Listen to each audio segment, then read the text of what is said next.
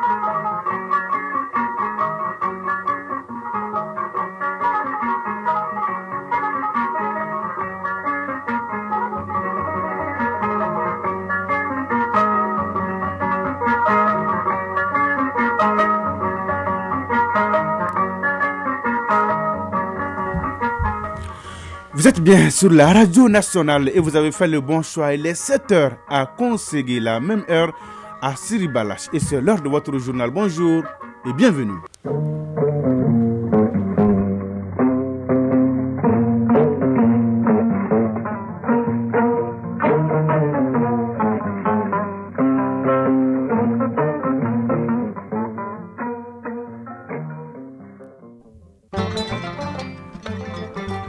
L'actualité, première édition de ce mardi 5 décembre 2023. Tout d'abord, la couleur du temps sur Bamako et environ 17 degrés ce matin. C'est un mardi ensoleillé dans l'ensemble.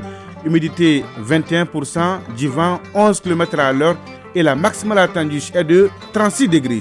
Le journal Sidiki Dambélé. Mesdames et messieurs, à la une de cette édition, l'ouverture hier à Bamako du Salon international du développement accéléré du numérique.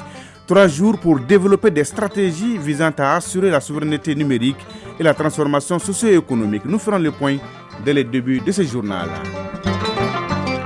À la une, également le lancement de la campagne sucrière 2023-2024 avec une prévision, tenez-vous bien, de 100 000 tonnes de sucre par les usines Soukala et Nsukala.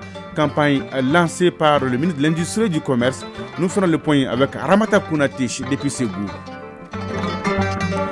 L'actualité internationale, c'est l'affaire de Batraoré. Il est là en direct avec moi dans ce studio. Bonjour Batraoré. Bonjour Sidiki Dambélé. De quoi va-t-on parler ce matin? Mauritanie, l'ancien président Mohamed Ould Abdel Aziz écope de 5 ans de prison ferme. Le verdict est tombé hier. 30 civils ont été tués par erreur lors d'un bombardement d'armée nigériane dans le nord du pays. Glissement de terrain en Tanzanie, le bilan des victimes s'alourdit. Toutes ces nouvelles vous seront développées au cours de notre tour d'horizon de l'actualité internationale ce matin, Sidiki Dambélé. Tout à l'heure donc pour le développement. À suivre la chronique initiative citoyenne avec Ousmane Daou qui nous ouvre les portes de l'association des jeunes pour le développement de la culture de Tombouctou. Et enfin, la page des sports avec l'athlète qui ne perd jamais. Sragatou Sissé, bonjour. Bonjour, Sidiki Dambélé. Est-ce que tout va bien, Sragatou? Ça va, alhamdoulilah. La une de votre page. Après leur 3e place acquise en Indonésie, les aiglons du Mali étaient de retour au Bercail. Les médailles de bronze sont félicitées par les autorités de la transition. Éliminatoire CAN féminine 2024, la Guinée reçoit le Mali en match retour du 2e et dernier tour qualificatif. Au vu du résultat aller, les aigles dames devraient logiquement se qualifier pour la CAN au Maroc. Championnat national de Ligue 1, la 7e journée démarre ce mardi.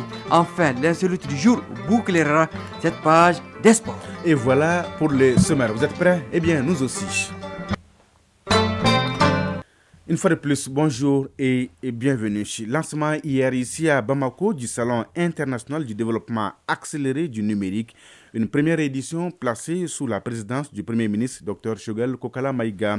C'est un salon qui vise à assurer la souveraineté numérique et à accélérer la transformation socio-économique du Mali. C'est pourquoi d'ailleurs le Premier ministre dans son message a mis l'accent sur les efforts du gouvernement en matière de développement du numérique.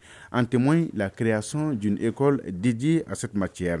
Au micro d'Aloussène Touré, il nous explique pourquoi ce salon est une bonne occasion pour le gouvernement. Le salon donne l'occasion à mon gouvernement et aux investisseurs intéressés et à la société civile partenaire de discuter des moyens pratiques de faire progresser notre engagement commun pour la transformation digitale rapide du Mali avec l'ambition ultime d'ériger l'ensemble africain en un marché unique, continental et numérique. Ce qui va permettre la libre circulation des personnes et des biens, des services et des capitaux et une exploitation judicieuse de la technologie pour la modernisation progressive de l'administration et du cadre des affaires. Ceci augure l'efficacité de la gouvernance et la performance de l'activité économique, catalysant la croissance dans tous les secteurs. Le gouvernement élabore actuellement la politique d'orientation et de développement.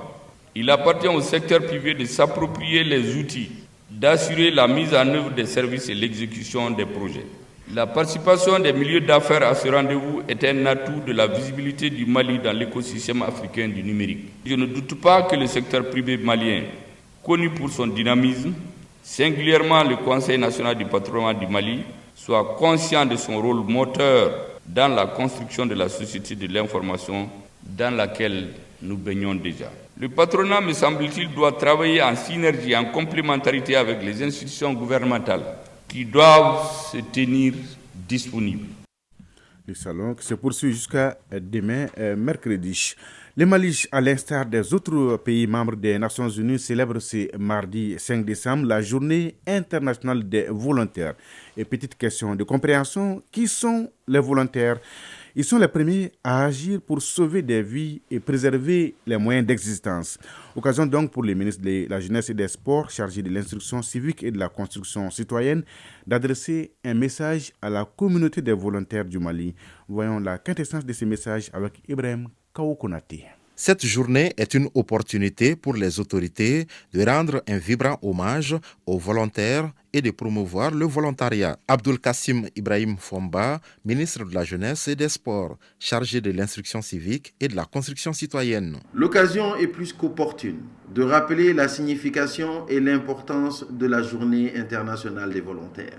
Instituée en 1985 par l'Assemblée générale des Nations unies, la Journée internationale des volontaires a été célébrée pour la première fois le 5 décembre 1986. Elle a pour objet de rendre hommage à l'action volontaire en général et de sensibiliser le public sur les apports immenses et des volontaires du monde entier à l'amélioration de la condition humaine. Le thème retenu par les Nations Unies pour l'édition 2023 est « Et si tout le monde le faisait ?» Ce thème souligne l'importance de l'action collective, de la coopération et des solutions apportées par les populations aux défis mondiaux tels que la pauvreté, les inégalités, les conflits, la crise climatique, l'insécurité alimentaire et bien d'autres encore. Nous devons plus que jamais adhérer aux valeurs et avantages d'un volontariat utile afin de parvenir à bâtir une humanité collective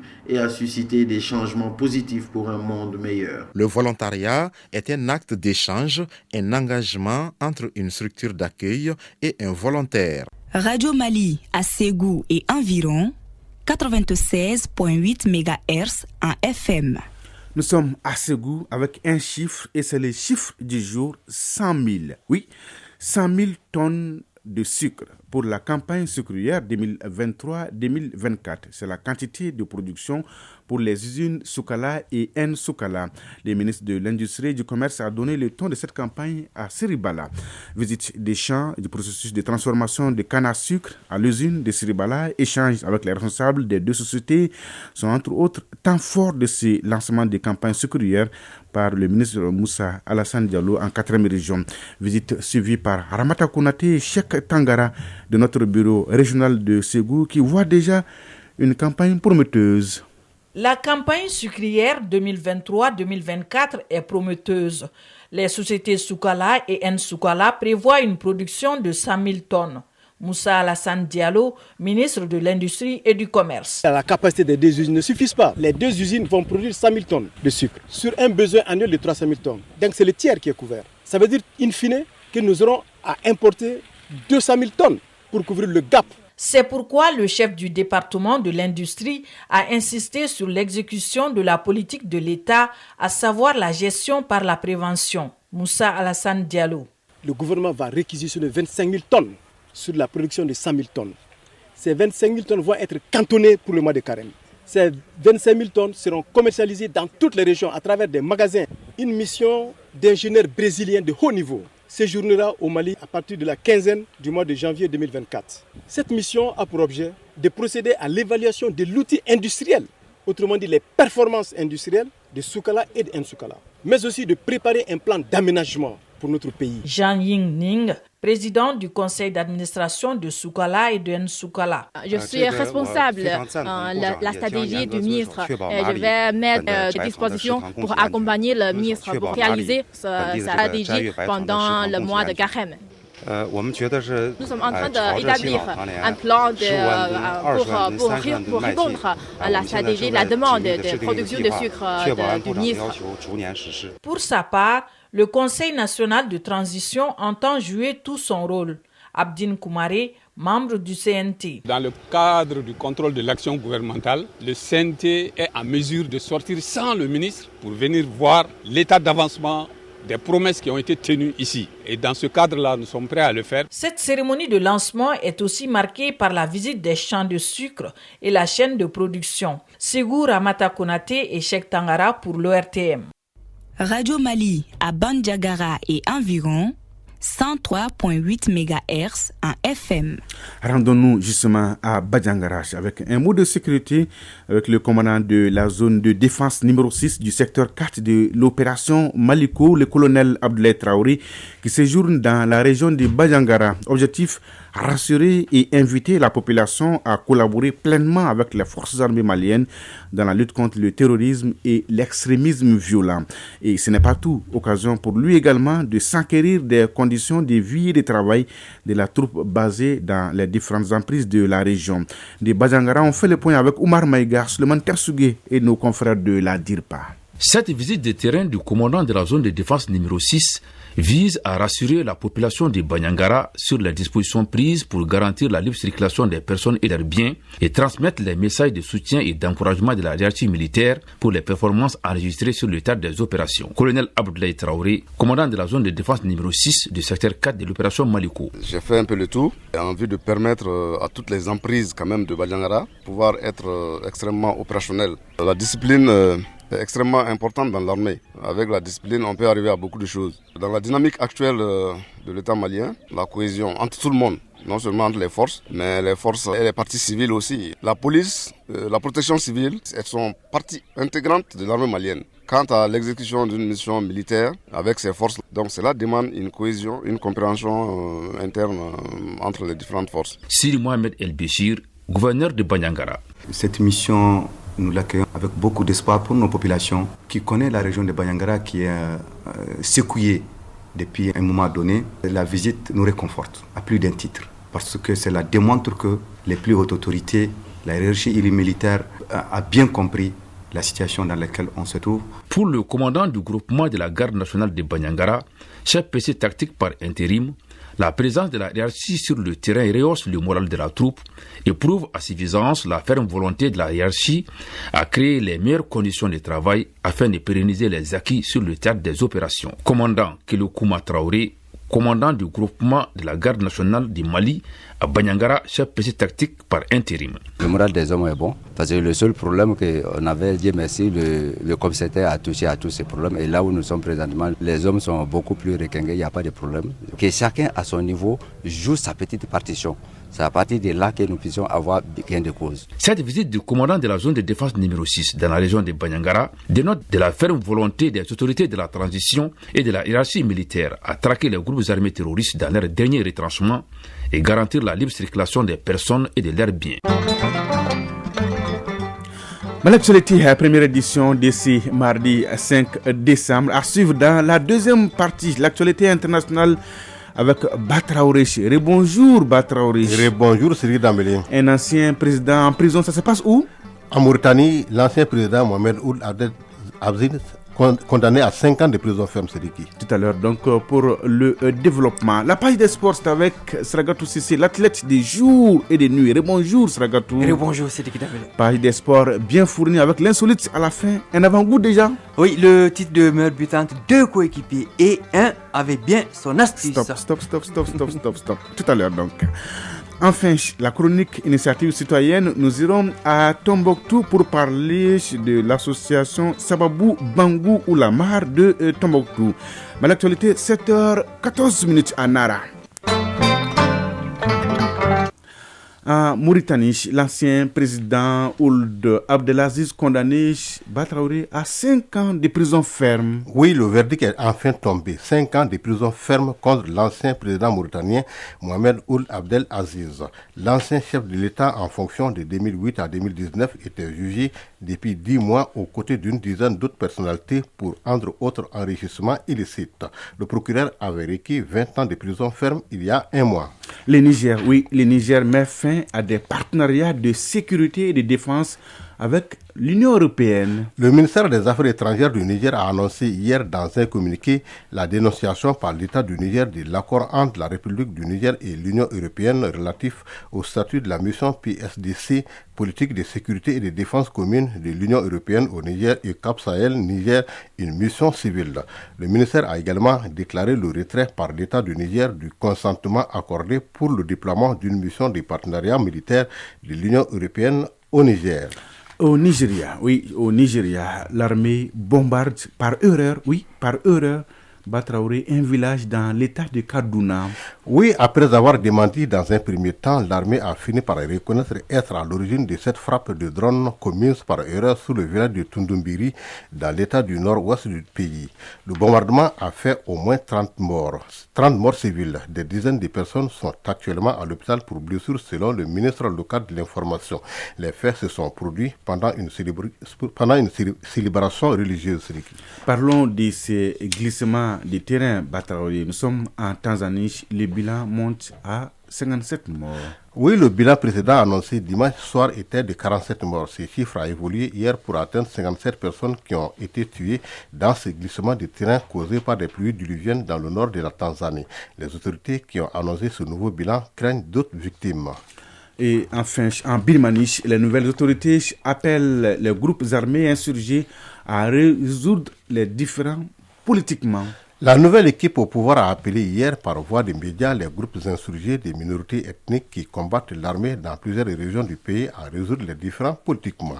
La Birmanie compte plus d'une dizaine de groupes armés issus des minorités ethniques dont certains se sont emparés du territoire des régions frontalières avec la Chine et lutte contre l'armée depuis l'indépendance vis-à-vis de la Grande-Bretagne en 1948. Sédhic Dambélé. Merci Batraoré pour toutes ces informations. On est très bien servi. Bonjour Sragatou Sissi. Bonjour Sédhic Dambélé. Sragatou, donnez-nous l'heure, la bonne et la vraie heure. Il est 7h16 à Mopti. On se retrouve juste après les jingles.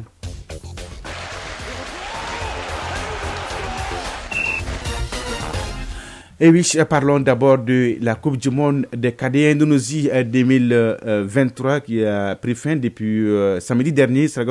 Les Aiglonnais donc, du Mali se sont classés 3e, rappel. Hier, c'était le grand retour au Bercail. Oui, les médaillés de bronze à la Coupe du Monde des cadets en Indonésie ont été accueillis avec les honneurs de l'aéroport international président Modibo Keïta Sénou, en passant par les grandes artères jusqu'à la place Khan à Hamdallah, en commune 4 du district de Bamako pour l'accueil populaire. Les garçons du sélectionneur Soumaïla Koulibaly ont été applaudis. On écoute le milieu de terrain Hamidou Makalou, heureux de retourner au Bercail avec le titre de deuxième meilleur joueur du tournoi. Malgré qu'on était parti pour le trophée même, on n'a pas pu, mais j'espère que tout le monde est fier de nous, ça se voit. Donc on est fiers de nous aussi. Président la réception populaire et colorée, le Premier ministre Dr Choguel Kokala Maïga a vivement félicité les jeunes au nom du chef de l'État, colonel Assimi Goïta. Nous ont rendu très fiers. Le message que je vais vous faire passer ici, c'est au nom du président de la transition. Vous savez, les Maliens ont été très fiers en vous regardant. Vous avez rendu tous les Africains fiers. Vous avez participé à la continuation d'une position que le peuple malien occupe aujourd'hui. Vous savez, toute l'Afrique regarde le Mali aujourd'hui. Bravo aux jeunes, donc, Sragatou. Un mot sur la CAN féminine Maroc 2024. Les Aigles dames en déplacement croiseront les Sili dames de Guinée en match retour du deuxième et dernier tour qualificatif. Oui, à l'aller, le Mali s'était largement imposé 7-2.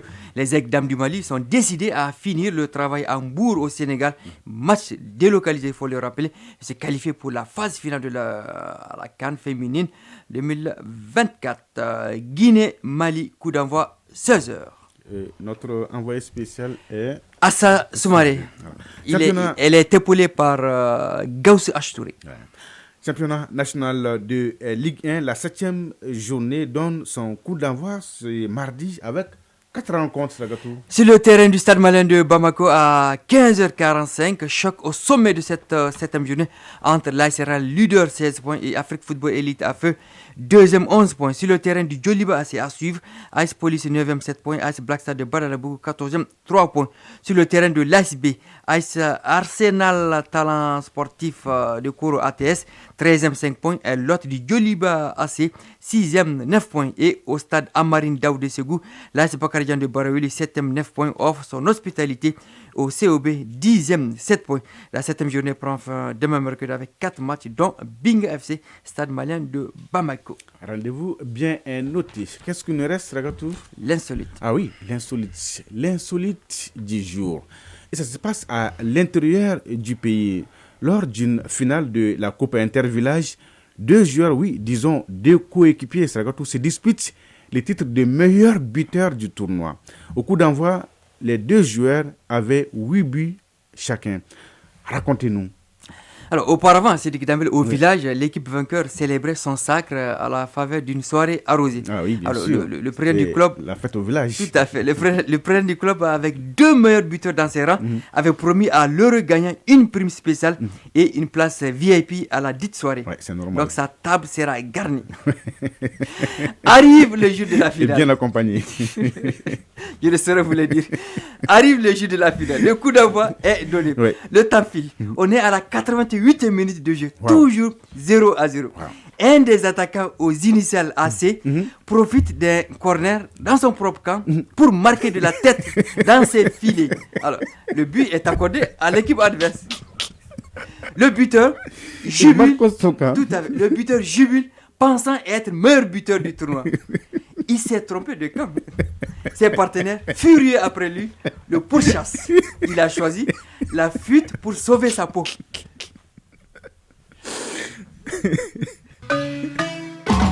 Initiative citoyenne. Le développement par nous-mêmes. Il fallait marquer comme il a marqué Stragatou. Sacré Stragatou ici. Dans la chronique Initiative citoyenne de ce mardi, Ousmane Dao nous amène à Tombouctou pour découvrir l'association des jeunes pour le développement de la culture ou Sababou Bangou, la mare de Tombouctou. Ces jeunes, à travers le cinéma, le théâtre et des journées de sensibilisation, essayent tant bien que mal et bon an mal an de recoudre le tissu social. Ousmane Dao nous en dit plus dans la chronique Initiative citoyenne avec le concours de Nadim Baba Sissi de notre bureau régional Ouatem Tombouctou. Suivant. Ils sont plus d'une cinquantaine de jeunes à se donner la main pour mettre en place en 2018 l'association des jeunes pour le développement de la culture à Tombouctou ou Sababou Bangou, la mare de Tombouctou. Pour sensibiliser et influer sur la vie de la communauté, ils ont choisi le théâtre et le cinéma comme moyen d'expression.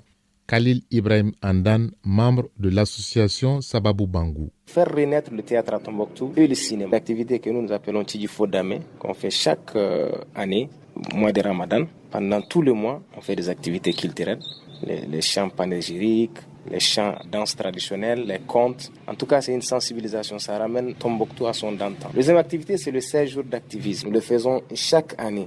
Que nous soyons appuyés ou pas, nous sommes obligés de le faire. Nous le voyons comme notre devoir et notre participation au développement de notre pays. Il y a des organisations, des partenaires qui nous font appel pour des prestations en sketch, en film, sur la vie de tous les jours, c'est-à-dire les violences basées sur les genres, l'allaitement, le comportement, la cohésion sociale, le vivre ensemble. Des thématiques pour un changement de comportement qui ne vont pas sans difficulté pour les jeunes de l'association. Nous sommes dans une ville où le théâtre et le cinéma n'est pas arrivé à son paroxysme. Le théâtre est sous le yeux des populations un jeu. Et c'est récemment que nous avons, grâce à nous et d'autres acteurs à Tombouctou, les gens commencent à donner un peu d'importance au cinéma et au théâtre. Des festivals, des activités culturelles partout. Les partenaires n'investissent pas en la culture et l'État s'investit moins par rapport à la culture. Pour les jeunes de Sababou Bangou, ces difficultés ne sont pas un frein car le message passe au niveau de la population. En réalité, chaque fois que nous prestons pour la population, elle aime. Et récemment, l'activité qu'on a menée au CEDRAP, il y a eu des gens qui ont pleuré dans la salle. Nous, ça nous suffit. Quand le peuple comprend, ça nous suffit largement. On demande seulement à la population de s'investir de plus parce qu'on se nourrit de cette culture-là, on se nourrit de cette activité. Et si on n'arrive pas à trouver un peu de pain dedans, ça pose problème. Sinon, les gens adorent ce qu'on fait, mais l'investissement pose problème. Au fil des années, avec leur volonté de faire bouger les lignes et l'adhésion des communautés, ils nourrissent l'ambition de faire renaître le théâtre et le cinéma à Tombouctou. Khalil Ibrahim Andan, membre de l'association Sababou Bangou. D'abord, au tout début, personne n'a fait une école de théâtre. Personne. On s'est jeté dedans et aujourd'hui, on a des experts. On peut dire qu'on a des gens qui représentent la troupe. Et vraiment, c'est une fierté pour nous d'abord. En deuxième lieu, on aimerait quand même à l'avenir léguer une équipe à Tombouctou de théâtre, de cinéma, qui va faire la fierté de Tombouctou. À travers ses activités dans la cité des 333 saints, cette jeune association démontre que la culture, à travers le théâtre et le cinéma, peuvent être des leviers pour la stabilité et la cohésion sociale, gage d'un développement durable. Merci Ousmane Dao et à Najim Baba Sissi. 7h25 à Lobougoula et à Sandari, c'est donc tout pour ce journal. Merci, grand merci à Batraourish et à Idrissa Dambélé qui m'ont aidé à la réalisation, aux opérations techniques Alou Koulibaly. La mise en ligne est assurée par Cheikh Oumar Traoré, présentation Sidiki Dambélé. Merci de votre fidélité et de tous vos soutiens, c'est réconfortant. L'info continue sur votre chaîne tout de suite. La page météo avec Mahamadou Keita, suivi des avis divers avec Fousseni Diara. Et à 13h, vous avez rendez-vous avec Achita Saliou Maïga pour la deuxième édition du journal. La pensée du jour signée Michel Lériche. Personne n'est indispensable, mais tout le monde est nécessaire. Oui, personne n'est indispensable, mais tout le monde est nécessaire. Mesdames et messieurs, prenez soin de vous et des autres. Excellente journée de mardi à toutes et à tous. Au revoir.